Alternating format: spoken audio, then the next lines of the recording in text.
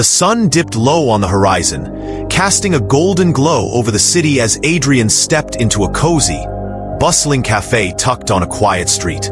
He had just returned from years abroad, studying business and exploring the world. To everyone else, Adrian was a charismatic heir to a global empire.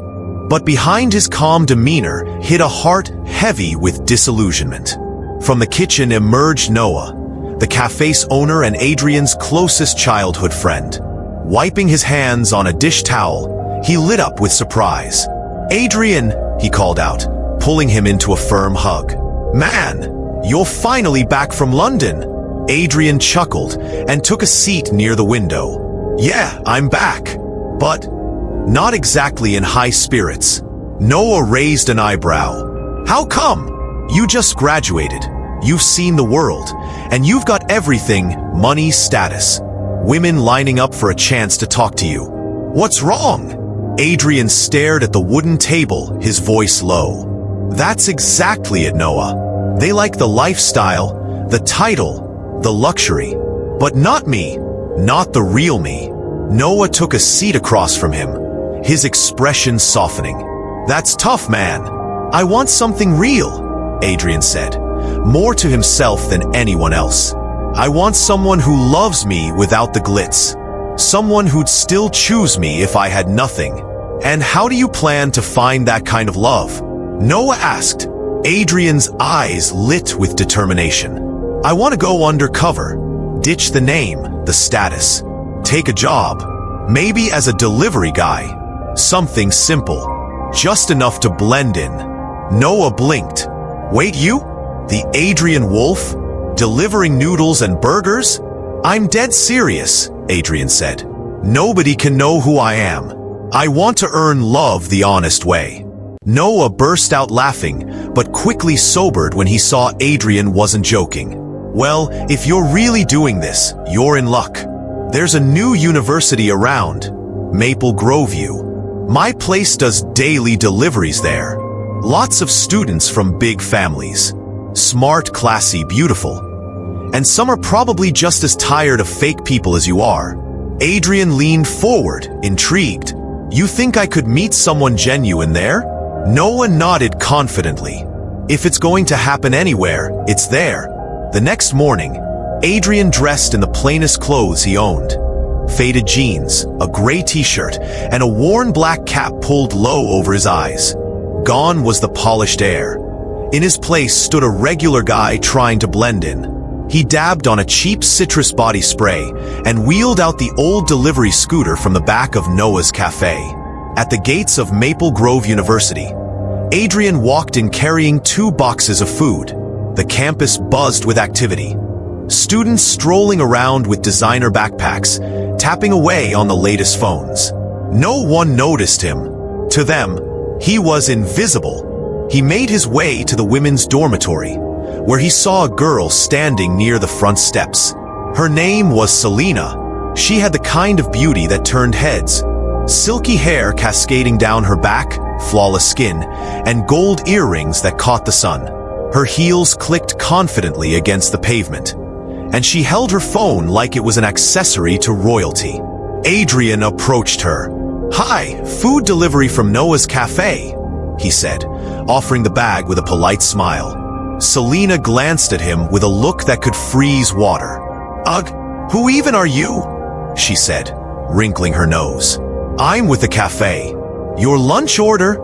he replied calmly, trying not to take it personally. She took a long look at him, his scuffed shoes, his modest clothes.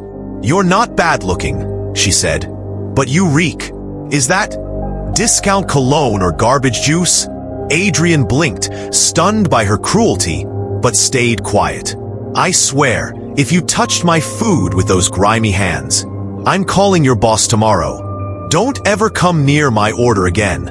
Adrian bowed slightly, keeping his voice respectful. "Please don't complain. I'll use a different scent next time. This job's how I survive." Selena folded her arms. "You better figure out how to be clean. Look at me," she said, motioning to her skin. "You think I want a walking trash bin near me? Poor people should at least try to be presentable when serving the rich. Some nearby students snickered at the scene, adding to the sting. Adrian swallowed his pride, forced a small smile, and nodded. "Thank you for the feedback. I'll do better next time." Then he turned and walked away, clutching the empty thermal bag like a shield. As he mounted the scooter, a storm of emotions churned in his chest: shame, anger, and a deeper sadness. So this is how the world sees people without wealth, he thought. If they only knew who I really was. But he didn't let the moment break him. He gritted his teeth and whispered to himself, "One day, I'll find someone who sees beyond the surface." Back at the cafe, Noah leaned against the counter, waiting. "How'd it go?" Adrian gave a bitter laugh. "She called me a human trash, Ken, and said I'm not allowed near her food again." Noah cracked up. "Yup, welcome to the real world, my guy." But Adrian didn't flinch. "I'm going back tomorrow," he said firmly. "I won't stop just because someone looked down on me." The next day, Adrian woke before dawn. He took a long, refreshing shower and used a bottle of cologne Noah had given him. Something subtle but clean. He even polished his sneakers. The clothes were still simple, but he carried himself with quiet pride. With the food packs carefully packed, Adrian climbed onto the delivery bike and headed back to Maple Grove University, hope in his chest and fire in his heart. As Adrian reached the campus gate, he took a deep breath and reminded himself, "Stay calm. You're here to find love, not to argue with girls like Selena." With that thought anchoring him, he made his way straight to the dormitories. Sure enough, there she was, Selena, posted up near the entrance again like a gatekeeper. When her eyes landed on Adrian, she let out an exaggerated sigh. "You again?" she said, raising an eyebrow. "Yes, ma'am," Adrian answered with his usual polite smile. "Your lunch is here." She sniffed dramatically. "Well, at least you don't smell like a trash bin today. Don't forget what I told you yesterday." "I didn't," he replied calmly. "Enjoy your meal." Selena snatched the food from his hands without a word of thanks and spun around, disappearing inside. Adrian exhaled slowly, resisting the urge to let her rudeness get to him. He turned and began walking down the dorm hallway to complete his final delivery. But on the way back, something unexpected happened. "Excuse me, sir," came a gentle voice behind him. He turned and saw a girl descending the staircase with a tray of empty plates. She wasn't wearing makeup, her hair tied back in a simple ponytail. She wore a plain, pastel dress, nothing flashy. But to Adrian, she looked like the most beautiful girl he had seen all day. "You dropped your pen," she said softly, picking it up and handing it to him. Adrian blinked, caught off guard. "Oh, thank you." She smiled. "You're welcome. Are you the new delivery guy?" "Yes," he replied. "I work for Noah's cafe." Her smile widened. "You're lucky. Their food is amazing. I love their jollof rice." Adrian chuckled. "I'll pass that on to Noah. He'll be happy to hear it." She nodded. "By the way, thanks for bringing our food every day. I know not everyone says it, but I really appreciate what you do." Adrian's heart skipped a beat. She said thank you. "I'm Grace," she added. "What's your name?" "Daniel," Adrian replied without hesitation, sticking to the identity he had chosen. "Nice to meet you, Daniel," Grace said with a warmth that lingered in her eyes. "And don't mind some of the people here. They might look rich, but some of their hearts are empty." Adrian laughed quietly. "Thanks. That means more than you know. I should head back inside," she said, backing toward the stairway. "Have a good day." "You too," he replied, unable to stop smiling as she walked away. For the rest of the day, Grace was all he could think about. Her voice, her kindness, her honesty. Everything about her stood out in a world where he felt invisible. When he returned to the cafe, Noah was wiping down a counter and looked up. "You look suspiciously happy," he said with a grin. Adrian shrugged, but the smile gave him away. "I met someone." Noah raised an eyebrow. "Oh, already? She's different," Adrian said. "Her name's Grace."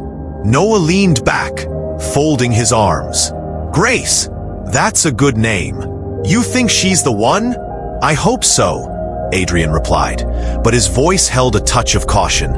That night, he sat alone in his room, deep in thought. She didn't mock me, didn't judge me. She didn't care about brands or appearances. She treated me like a person. But even as the warmth of the memory filled his chest, a small voice in the back of his mind whispered, "Take your time. You don't know her story yet." The next morning, Adrian woke up with a new energy. He dressed the same, simple shirt, jeans, his usual black cap. But he was more careful with his appearance. Cologne, neat shoes, and a hopeful heart. He packed the food and headed to Maple Grove once again. This time, his hands weren't shaking for fear of rejection, but in anticipation. Will she be there again today? As he reached the hostel, there was Selena, waiting like clockwork. "You're late," she snapped as soon as she spotted him. "I'm sorry, ma'am," Adrian replied, handing over her food quickly. She didn't say thank you, just rolled her eyes and disappeared again. But Adrian barely noticed. His eyes were already scanning the stairs, quietly hoping to see Grace. Adrian turned to leave when he heard the voice that had made his entire day yesterday. "Hi, Daniel."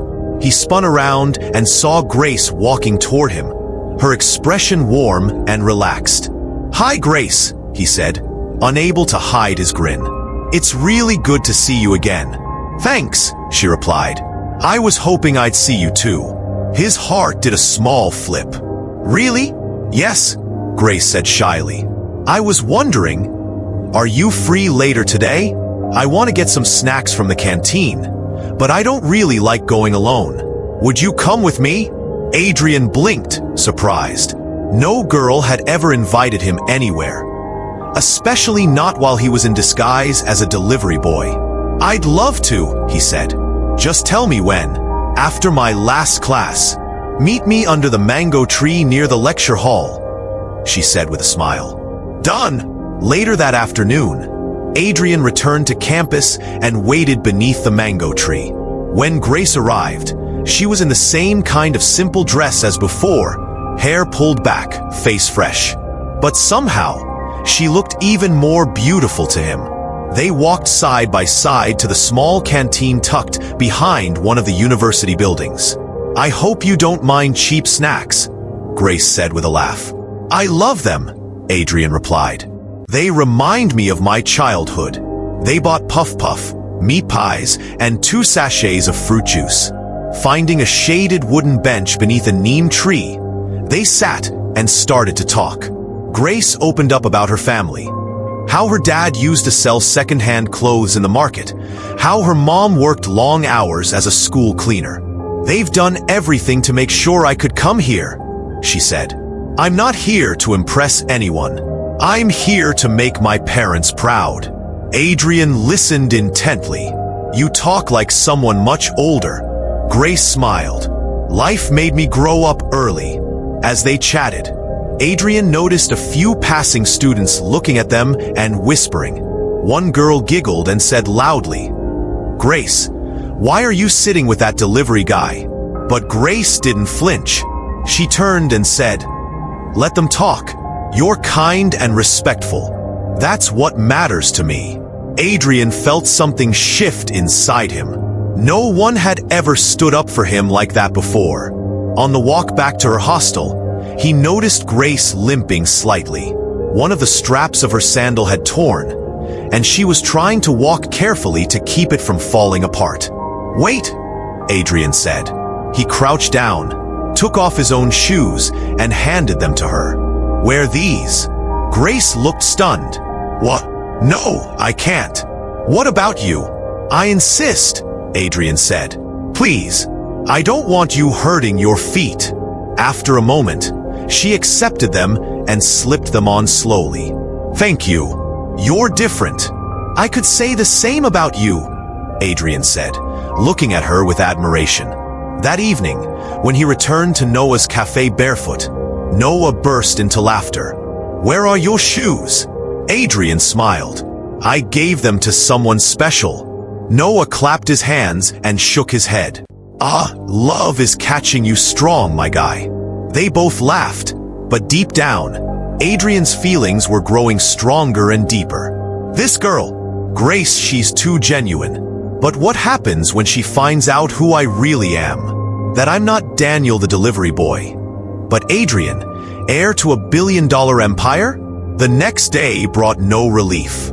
The sun was harsh, and things were going wrong from the moment Adrian woke up. One of the other cafe workers had called in sick, and now Adrian was stuck delivering twice the usual amount of food. By the time he reached Golden Hills University, it was well past noon. He was drenched in sweat, arms full of food packs, and completely exhausted. As he climbed the stairs to the female hostel, he spotted Selena, arms folded, tapping her heel impatiently. "You're late," she shouted before he could even catch his breath. "I'm so sorry, ma'am," Adrian said, trying to keep calm. "There were too many orders today. Do I look like someone who waits for food like a street beggar?" she hissed. "No, ma'am. Please, here's your order." As Adrian stretched out the food pack, Selena eyed it, then looked at him with visible disgust. Suddenly, she snatched a cold bottle of water and poured it over his head. "Take that, you filthy-smelling delivery rat," she screamed. "Maybe that will clean you up." Adrian stood there, soaked and silent, the pack still in his hands. A few students laughed behind her. His throat tightened, but he held it together. "I said, don't bring me food again if you're going to be late," Selena snapped. "You're lucky I didn't throw the food too." Without a word, Adrian turned and walked away. His clothes stuck to his body, and his heart felt heavier with every step. He couldn't fight back. Not now. Endure it, he told himself. This isn't forever. As he pushed his delivery bike toward the back gate, he suddenly heard a familiar voice. "Daniel?" He turned around. Grace was rushing toward him, her expression changing the moment she saw his soaked shirt and dripping hair. "Oh my God," she said, slowing down. "What happened to you?" Adrian tried to smile, but his voice cracked. "It's fine." "No, it's not," she said firmly. "Who did this to you?" "I was late delivering lunch."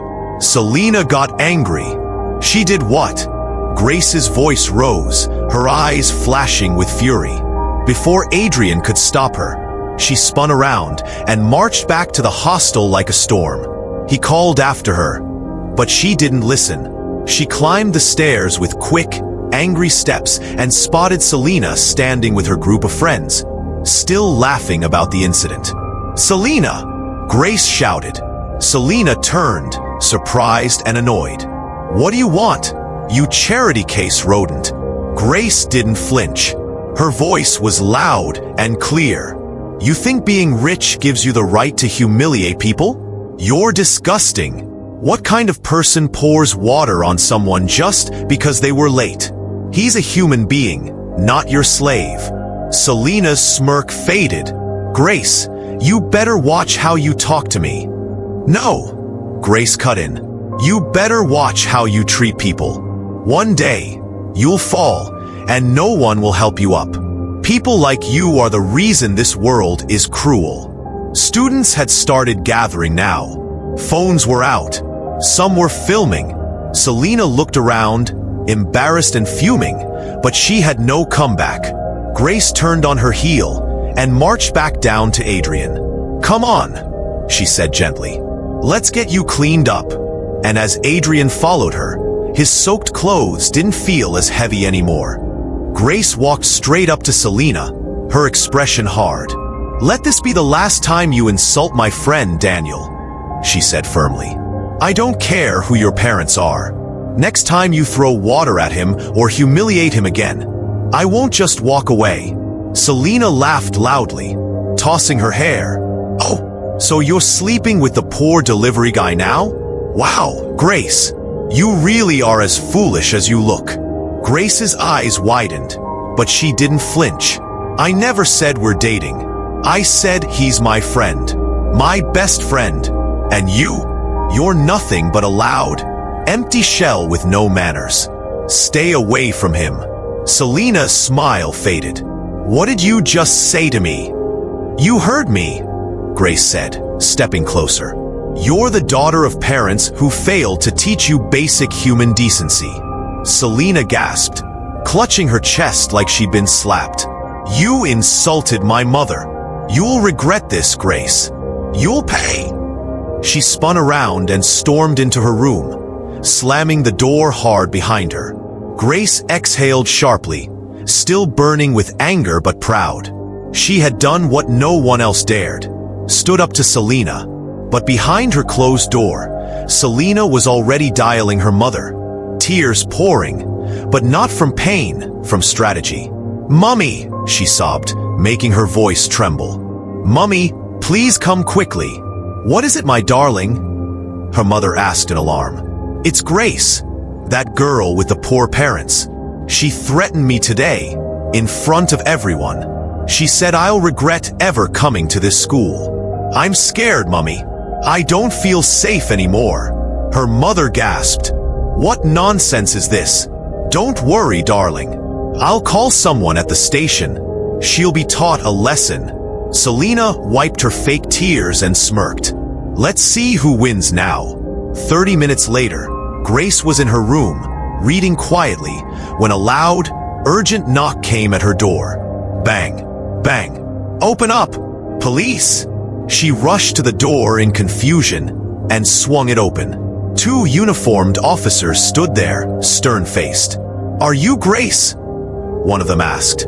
Yes, I am. You're under arrest for threatening the life of another student at this university. We've received a formal complaint. You are considered a danger to others. Grace's mouth fell open. Wait, what? That's not true. I didn't. Save it for the station, the other officer interrupted, already pulling out handcuffs. Before she could protest again, they cuffed her right there in the hallway. Students had started gathering. What's going on? Someone whispered. I heard she tried to beat up Selina. Too much pride for a poor girl. Let her go to jail. Grace kept her head down, humiliated, as the officers led her away. The next day, Selina stood at the school gate like a queen. Her laughter rang out loud and proud as she gossiped with her friends. Imagine the audacity, she said. Next time she'll think twice before raising her voice at me. But mid-laugh, she froze. Her eyes locked on someone walking toward the campus gates. It was Grace. Selina's mouth dropped open. What? She screeched. How is she here? She pushed through the crowd and ran up to Grace. You again, she said in disbelief. You should be in prison. What are you doing here? Grace looked at her calmly. Why does that bother you? Selina gave a dry, mocking laugh. I know what happened. You probably slept with the policeman at the station. That's what desperate, poor girls do, right? Gasps rose from the nearby students.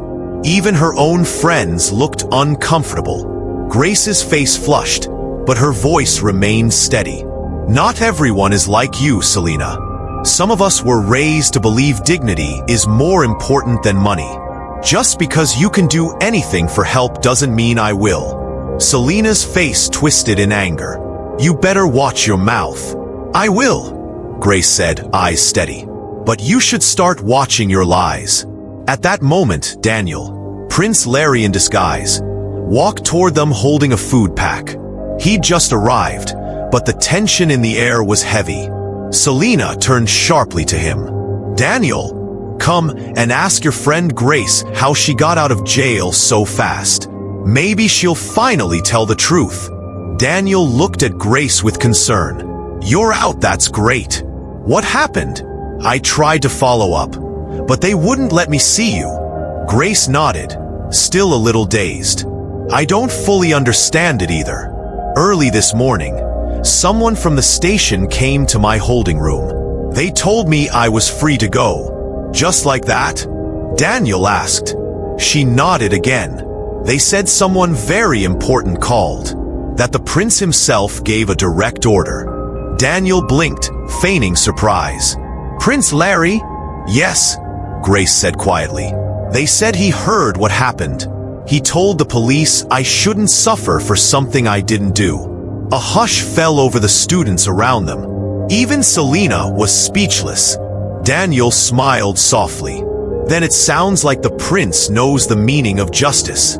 If you enjoyed the story, give us a thumbs up, share it with friends, and hit that subscribe button. Don't forget to turn on notifications so you never miss out on our latest updates. Thanks for watching, and stay blessed.